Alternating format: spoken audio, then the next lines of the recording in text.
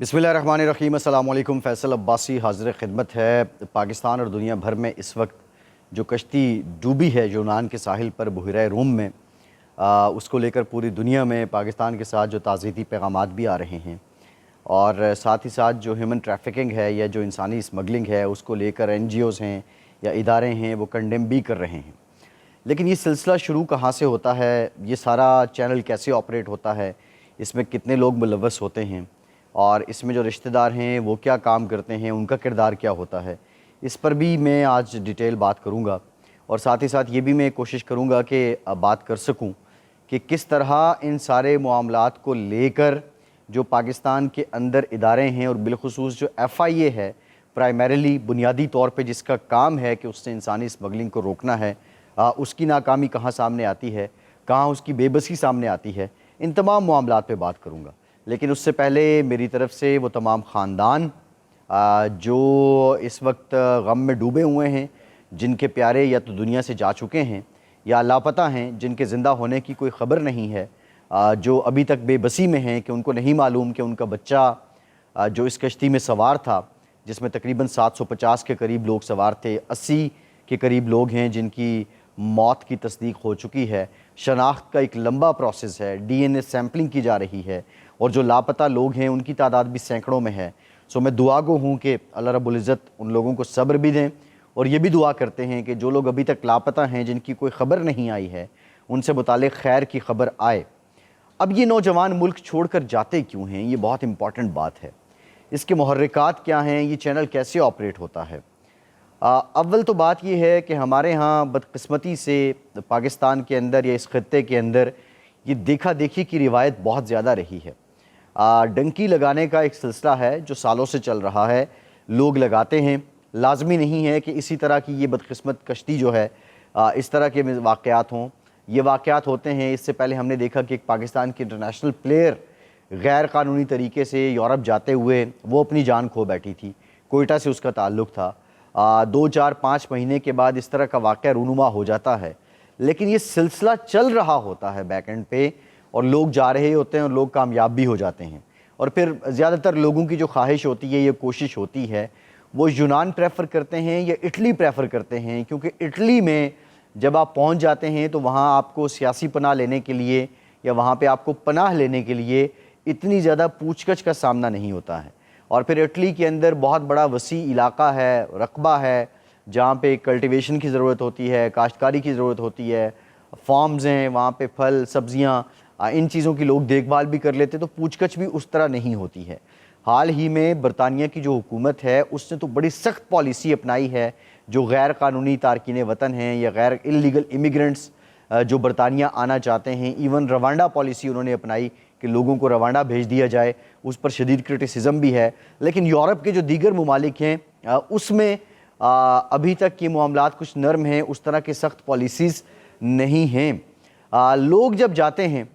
और जो बुनियादी में बात कर रहा था कि होता क्या है, ये चैनल कैसे ऑपरेट होता है, एक तो लोग देखा देखी जाते हैं, दूसरा पाकिस्तान के अंदर जो मुआशी हालात हैं उनको भी ब्लेम किया जाता है। लेकिन जब ये सारे हक़ाइक़ खुल रहे हैं कि 23 से 30 लाख रुपए तक रेट है, एक शख्स गैर कानूनी तरीके से यूरोप पहुंचता है, तो मैं ये सोच रहा था कि आज भी पाकिस्तान में इतने टाइट माशी हालात होने के बावजूद 23 से 30 लाख रुपए के अंदर एक मुनाफा बख्श कारोबार शुरू किया जा सकता है। अगर आप इतना पैसा लगा के कोई भी कारोबार करें, उस पर मेहनत करें, आपकी कारोबार के इलाके से जांच ठीक है, उस एरिया के मुताबिकत से आप कारोबार कर रहे हैं, तो मैं नहीं समझता कि आपको यूरोप से बहुत ज़्यादा पाउंड या डॉलर भेज देंगे या यूरोस भेज देंगे। आप साल 2, 3 के बाद उतना पैसा पाकिस्तान में रह के भी कमा सकते हैं। लेकिन एक सुहाने ख्वाब हैं, एक रोमांस है यूरोप का जो इंसान को झांसा देता है, और फिर उस झांसे में वो लोग जो गैर कानूनी तरीके से पहुँचे होते हैं, जब ये नौजवान जो पाकिस्तान में मौजूद हैं वो देखते हैं कि एक शख्स यूरोप चला गया, साल में उनके घर वालों के हालात बदल गए, उनके घर वालों ने घर भी बेहतर कर लिया, गाड़ी भी ले ली, अच्छे कपड़े भी पहनने लग गए, ये सारी चीज़ें जब वो देखता है तो उसको ये फैसिनेट करता है, फिर वो अपनी जान जोखों में डाल के निकल पड़ता है। अब ये जो रोमांस है या ये जो फैंटेसी है, ये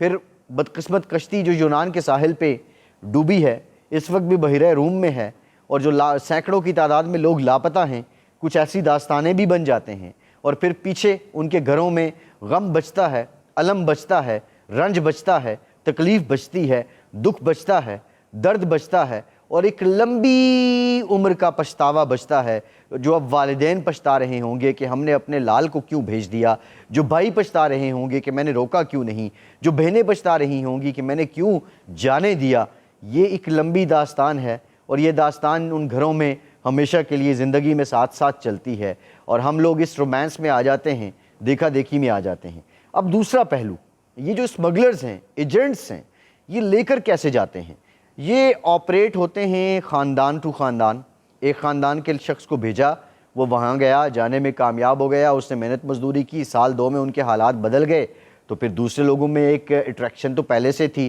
اب یہ اس اٹریکشن کو ایموشنل بلیک میلنگ کے ذریعے لے کر آتے ہیں، پھر تسلیاں دیتے ہیں، پھر بتاتے ہیں۔ اب جن لوگوں کے انٹرویوز آ رہے ہیں وہ یہ کہہ رہے ہیں کہ ایجنٹس سے انہیں کہا تھا جی آپ کو چھوٹی کشتیوں پہ نہیں بھیجیں گے، آپ کو بڑے شپس پہ بھیجا جائے گا۔ اب یہ جو کشتی جس کی تصویریں آ رہی ہیں، اس کی کیپیسٹی میکسیمم 200 لوگوں کو کیری کرنے کی ہے، لیکن اس پہ 700 لوگ بٹھا دیے گئے، پھر وہ ناکارہ بھی، پھر اس کو راستہ بھی نہیں مل رہا، وہ 5 دن سے کھلے سمندر میں بھی موجود ہے۔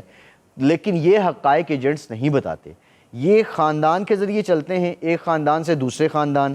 پھر کیا ہوتا ہے کہ خاندان کے لوگ بھی تعاون کرتے ہیں، کوئی زیور بیچ کے پیسے دیتا ہے، کوئی مال مویشی بیچ کے پیسے دیتا ہے، کوئی پلاٹ بیچ کے پیسے دیتا ہے، اور بچے کو باہر بھیجنے کی کوشش کرتا ہے۔ اب سوال یہ ہے کہ اس میں جو قانونی نکات ہیں وہ بڑے امپورٹنٹ ہیں کہ ایف آئی اے یہاں پر کیوں ناکام ہو جاتا ہے ان لوگوں کو روکنے کے لیے۔ اب اس کشتی میں جو لوگ سوار تھے، آپ ان کا چینل دیکھیں تو اس میں بہت کامنالٹیز ہیں۔ یہ لوگ پہلے یہاں سے دبئی گئے، دبئی سے یہ مصر گئے، اور مصر سے پھر لیبیا گئے جو ان کی سیکنڈ لاسٹ ڈیسٹینیشن تھی، اور لیبیا کے بھی مختلف شہروں میں گھومتے رہے، 3 مہینے 4 مہینے یہ لیبیا میں قیام کرتے رہے، حالات سازگار ہوئے تو پھر یہ کشتی کے ذریعے گئے۔ اب یہ لوگ یہاں سے دبئی غیر قانونی طریقے سے نہیں جاتے ہیں، یہ دبئی قانونی طریقے سے جاتے ہیں۔ سال 2022 میں قانونی طریقے سے جانے والوں کو بھی ایف آئی اے نے 20,000 کے قریب لوگ، 22,000 کے قریب لوگ ہیں جن کو روکا، ان سے جانچ پڑتال کی، ان سے پوچھا، ان سے انکوائری کی، پھر اس کے بعد جانے دیا۔ قانونی پاکستان کا قانون بھی اور انٹرنیشنل لاز بھی یہ کہتے ہیں کہ جب ایک شخص قانونی طریقے سے دبئی جا رہا ہے یا کسی بھی ملک جا رہا ہے تو اس کا ایک لیگل رائٹ جنریٹ ہو چکا ہے، اس رائٹ کو آپ نہیں روک سکتے ہیں، اس کو سبوتیج نہیں کیا جا سکتا ہے۔ اب قانون تو یہ کہتا ہے، اب ایف آئی اے کو تو نہیں پتہ ہوتا کہ ان کے ماتھے پہ تو نہیں لکھا ہوتا کہ یہ وہاں سے مصر جائیں گے اور پھر لیبیا جائیں گے اور پھر غیر قانونی طریقے سے اپنی جان پر کھیل کر یہ یورپ جانا چاہیں گے۔ اور ایجنٹس ان کی ٹریننگ بھی ایسے کرتے ہیں، آپ حال ہی میں دیکھیے کہ ان بچوں نے یا ان کے گھر والے بھی نام بتانے سے قاصر رہے ہیں، اتنا ان کا مائنڈ میپنگ، ان کی مائنڈ سائزنگ ان کی اتنی اسٹرانگ ہوتی ہے۔ بہرحال یہ تو آگی رکاوٹ قانونی طریقے سے۔ اب دوسرا سوال یہ ہے کہ جب یہ ایجنٹس آپریٹ کر رہے ہوتے ہیں، جب یہ خاندان ٹو خاندان ڈیل کر رہے ہوتے ہیں، جب یہ فرد فرد علاقہ ٹو علاقہ ڈیل کر رہے ہوتے ہیں، اور بالخصوص اگر آپ مارک کریں یہ جو روٹ بنتا ہے سینٹرل پنجاب سے، وسطی پنجاب سے، لاہور سے گجرانوالا اور گجرانوالا سے پنڈی اور پنڈی سے ملحقہ یہ جو علاقہ کشمیر کا بنتا ہے، اس علاقے میں جب اتنے بڑی تعداد میں اکثریتی لوگ یہاں سے جاتے ہیں، جب یہ آپریٹ کر رہے ہوتے ہیں تو سوال یہ بھی ہے کہ کیا یہ ایف آئی اے یا ہمارا جو انٹیلیجنسیا ہے ان کے علم میں نہیں ہے؟ یہ بالکل ہوتا ہے، لیکن حضور والا حقیقت یہ بھی ہے کہ نچلے لیول پہ کرپشن بھی ہوتی ہے، جو نچلے لیول کا عملہ ہے یا جو افسران ہیں وہ کہیں ملی بھگت بھی شامل ہوتی ہے۔ ہم اس کو بالکل رائٹ آؤٹ نہیں کر سکتے کہ یہاں پہ ایف آئی اے کے لوگ ملوث نہیں ہوں گے۔ اگر اس کی ٹرانسپیرنٹ کارروائی کی جائے تو یہاں پولیس بھی ملوث نظر آئے گی، یہاں ایف آئی اے بھی ملوث نظر آئے گی، دیگر جو ادارے ہیں ان کے لوگ بھی ملوث نظر آئیں گے۔ یہ کہیں نہ کہیں جا کے ملی بھگت سے ہوتا ہے، ورنہ ان ایجنٹس کو جن کو اب پکڑا جا رہا ہے ان کا سراغ پہلے لگا لیا جاتا تو شاید یہ ظلم، یہ سانحہ نہ ہوتا۔ لیکن اب اس میں ضرور ہمیں دیکھنا ہوگا کہ جہاں قانونی طور پہ یہ رکاوٹیں ہیں، پھر جب ان لوگوں کو ایجنٹس کو پروسیکیوٹ کیا جاتا ہے، عدالت نے گواہی پہ فیصلہ دینا ہوتا ہے، گواہ اس وقت نظر نہیں آتے ہیں، گواہ اس وقت یہ لوگ گواہی دیتے نہیں ہیں، اور پھر وہ بری ہو کے آ جاتے ہیں اور پھر وہ کارروائیاں کرتے ہیں۔ یہ وہ حقائق ہیں۔ یہ چینل آپریٹ کیسے ہوتے ہیں میں نے آپ کو بتایا، یہ چینل لوگوں کو ایموشنلی کیسے اس جھانسے میں لاتے ہیں کہ آپ کے لیے تو جنت یہی دنیا بن جائے گی، یہ بھی میں نے آپ کو بتایا۔ ایف آئی اے کا کردار کیا ہے، اس کے اچھے کام کیا ہیں، اس کی خامیاں کیا ہیں، یہ بھی میں نے آپ کے سامنے رکھ دی ہیں۔ لیکن اب میرا ایک اسپیشل پیغام ہے۔ جو لوگ اس وقت لیبیا میں ہیں، مصر میں ہیں، یہ غیر قانونی راستہ اپنانا چاہتے ہیں، ان سے گزارش ہے کہ وہ پاکستان لوٹ آئیں۔ یہ 20 25 30 لاکھ روپے لگا کے اگر آپ یہاں کریانے کی دکان بھی کھول لیں گے نا، تو میں آپ کو لکھ کے دیتا ہوں کہ 2 یا 3 سال کے بعد آپ کی زندگی پاکستان میں بھی بدل جائے گی۔ ایک بات تو یہ ہے۔ دوسری بات یہ ہے کہ پیرنٹس، بہن بھائی، گھر کے بڑے ایک دوسرے کی دیکھا دیکھی اپنے ان بچوں کی زندگی داؤ پر مت لگائیں۔ تیسری بات یہ ہے کہ حکومت پاکستان کو قانون سازی اس نوعیت کی کرنی چاہیے کہ یہ جو ایک کشن مل جاتا ہے ایجنٹس کو، اسمگلرز کو،